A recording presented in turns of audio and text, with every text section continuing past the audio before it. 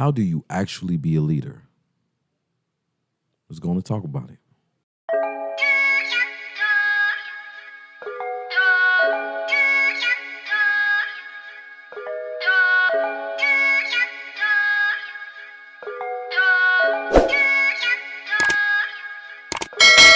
I was just patient, never try skating. Fuck niggas hating. What's going on, man? I hope y'all having a wonderful day. I took a break. I had to get some sleeps and do some work in other areas of my life.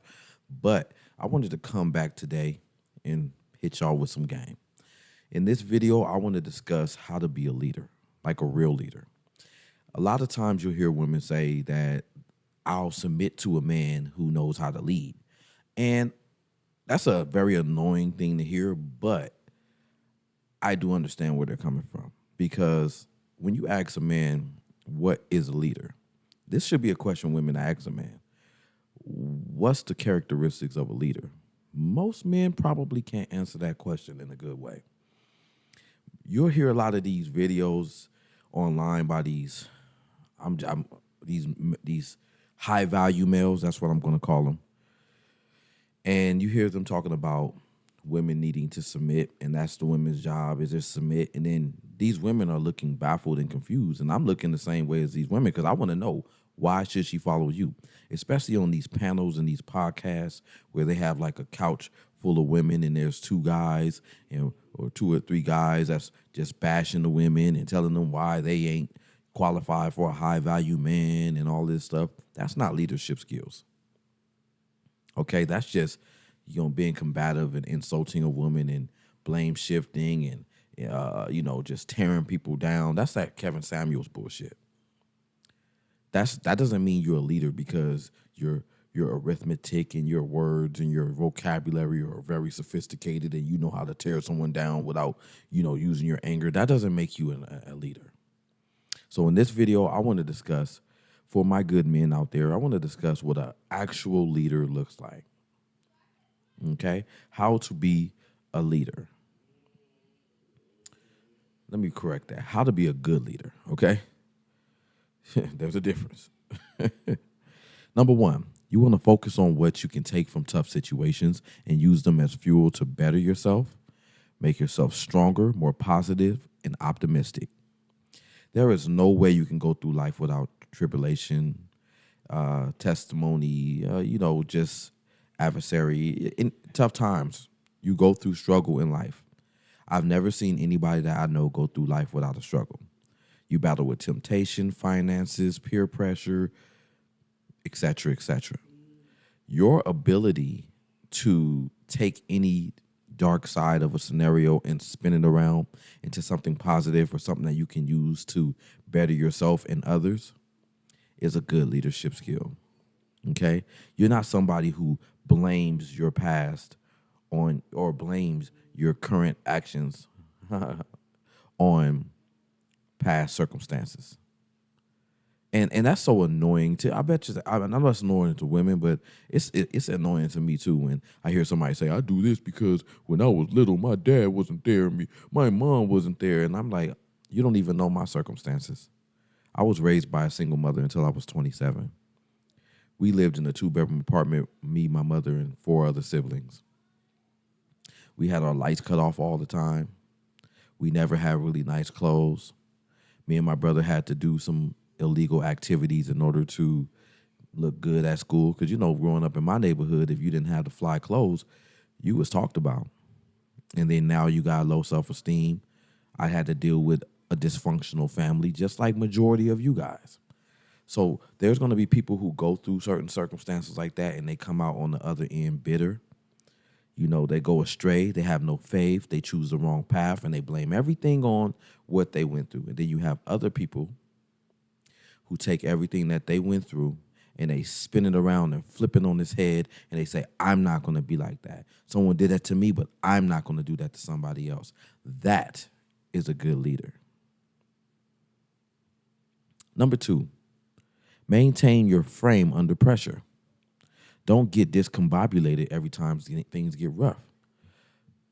Even in the Bible, it talks about how you want to be still in the storm.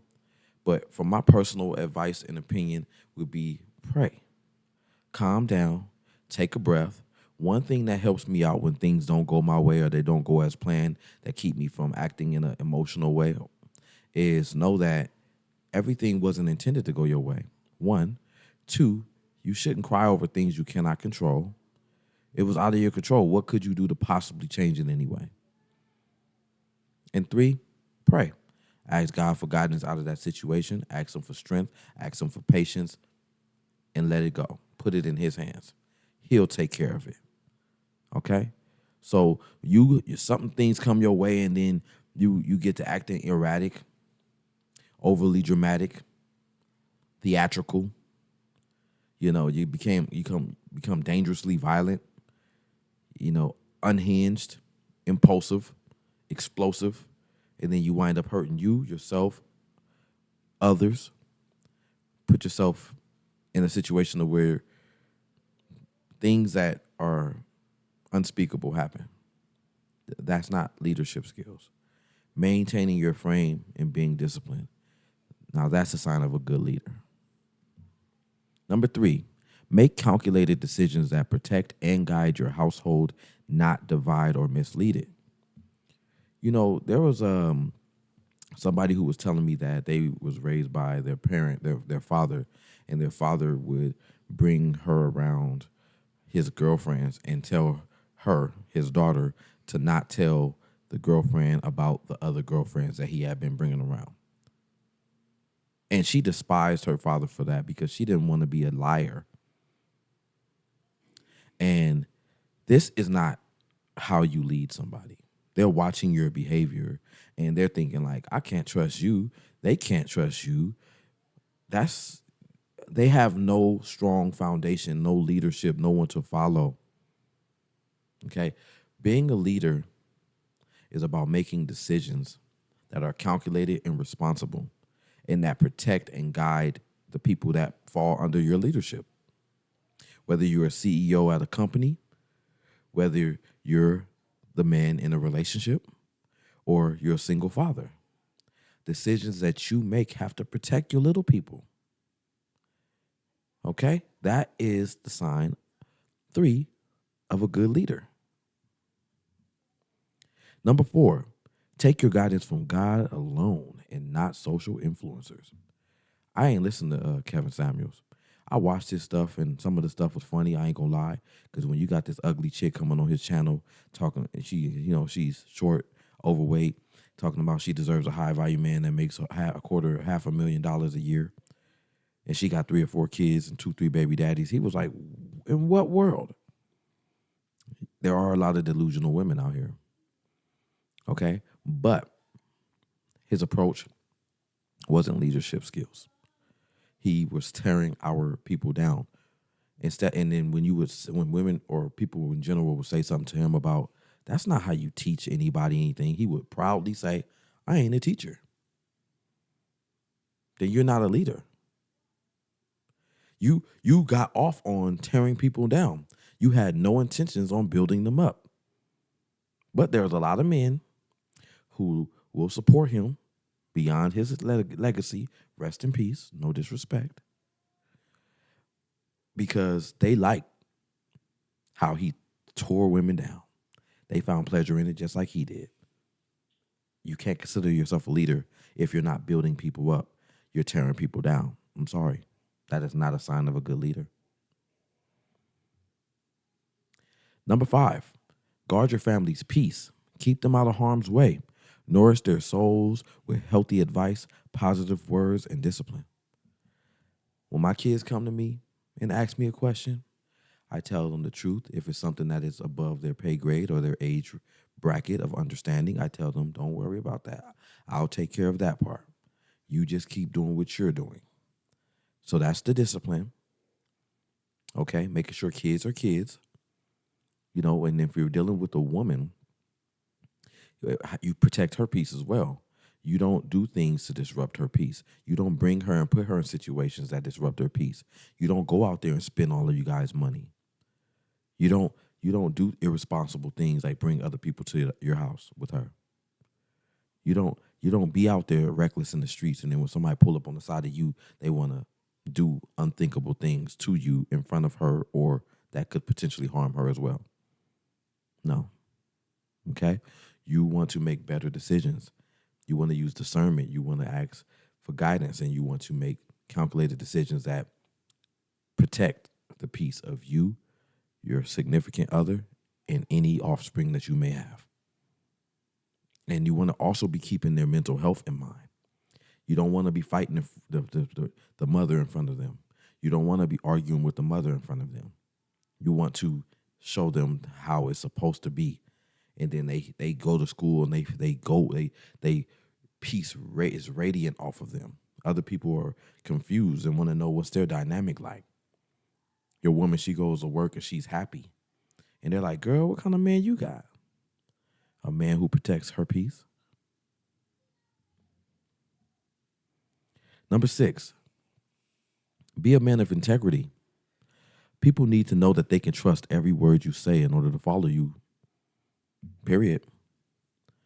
You can't be out here lying to people and expecting them to follow you, because now they're following you blindly. And what does that say to even require someone to follow you without having any idea where we're going? Yes, as men, we have to follow God, but we're not following him blindly. Even though he's not here in the physical sense, by following his lead, things naturally start working out for us. Your cup gets overflowed with blessings to where you can bless those in your close proximity.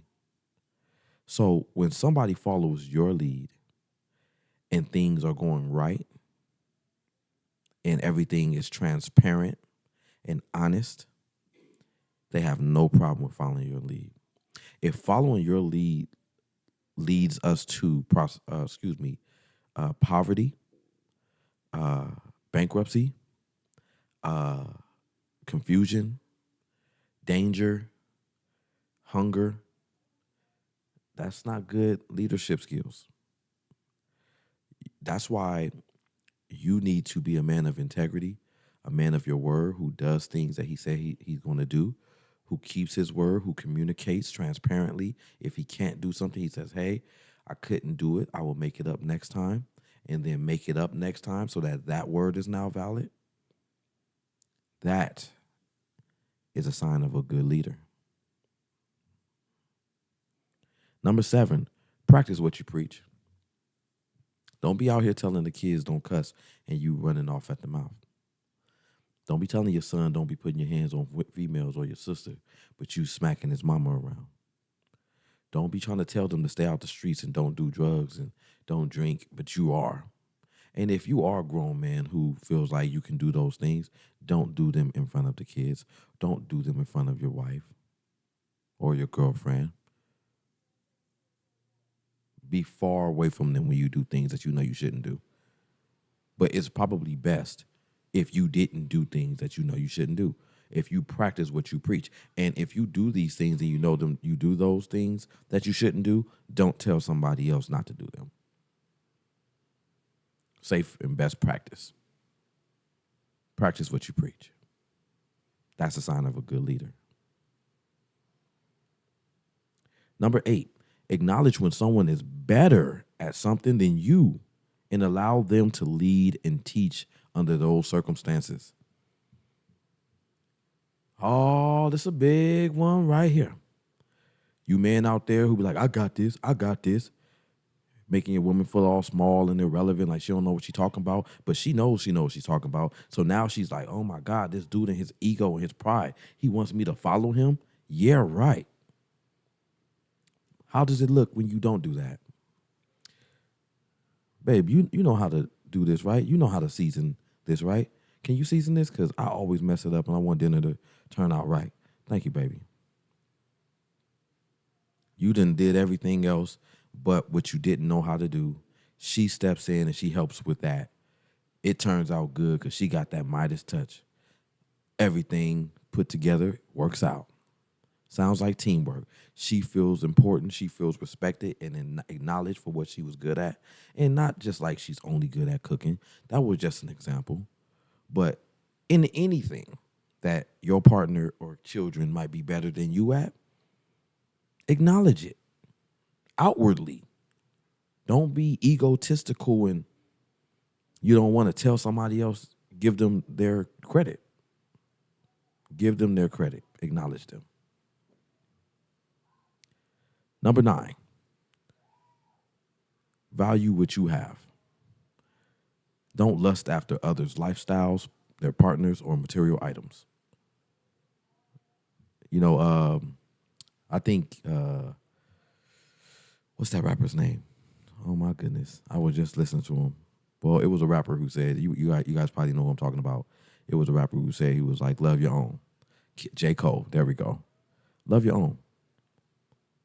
Worry about your own. Think about your own. Put your own first.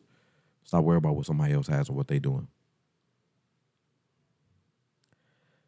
Lastly, number 10, never give up. Your resilience and determination will carry your union to the finish line and beyond. If you want to see your family and your union succeed, you cannot give up. You can't crash and burn and expect them to continue on. You have to be that leader from the beginning to the end. You got to stay the same.